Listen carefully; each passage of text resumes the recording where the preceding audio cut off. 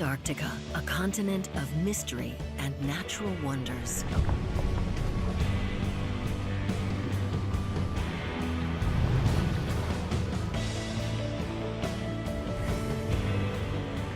Covered with ice 4 kilometers deep.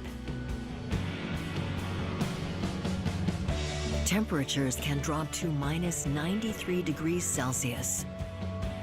75% of our planet's fresh water is locked up in its ice sheet, and yet it's classified as the largest desert on Earth.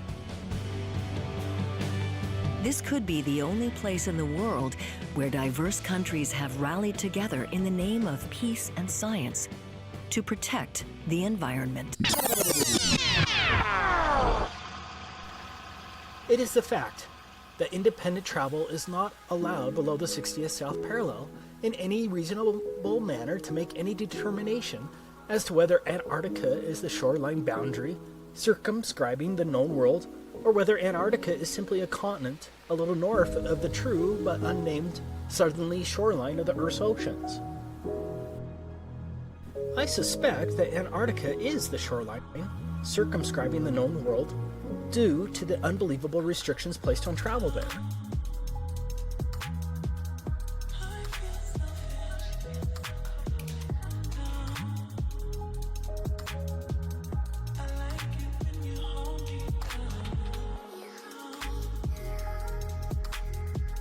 You probably don't quite grasp how much area is really being blocked off under the Antarctic Treaty System. Let's look at it from the alleged 60th North parallel, because this will give you an idea of the tremendous area blocked off to independent exploration. This is the area of the 60th North parallels. As you can see, the 60th North parallel includes all of northern Canada, Alaska, much of Russia, including St. Petersburg and other major cities, Finland, Sweden, Norway, Iceland, Greenland. It is huge.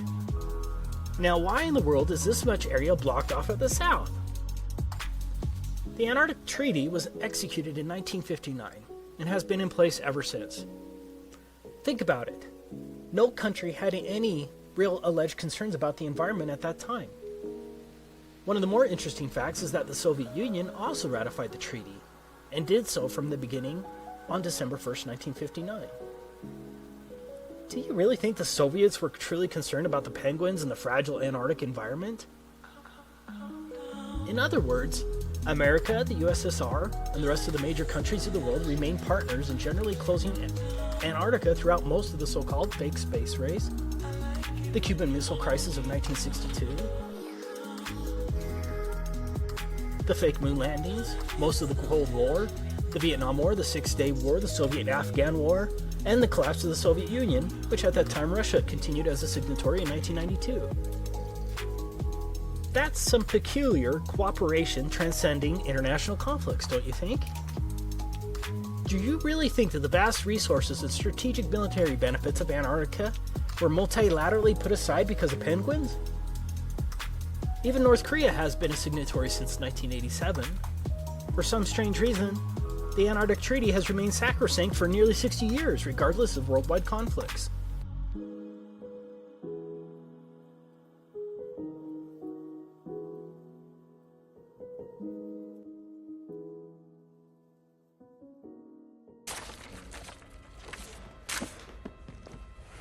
Planned for sameness.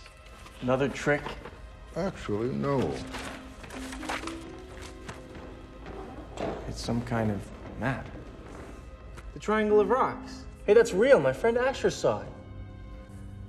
What's past there? What's past the outer edge, boundary of memory? A mystery.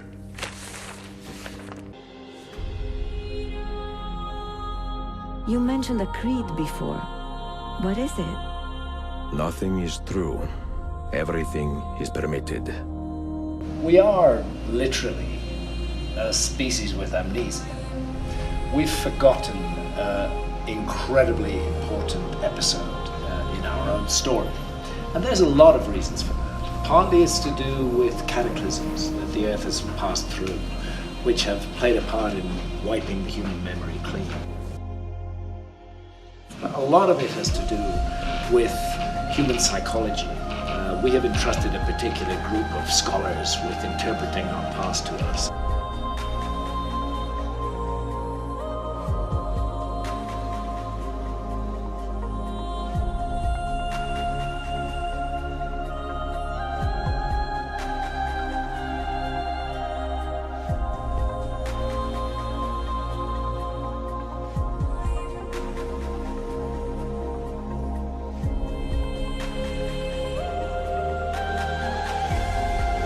First read it, I thought it was a gag, the world's a sham, fat chance. But I'm not stupid, Mr. Hall. All that stuff about going to the ends of the earth. But just when I should have been getting closer to the city, something wasn't right. There was no movement, no life. Everything was still and quiet.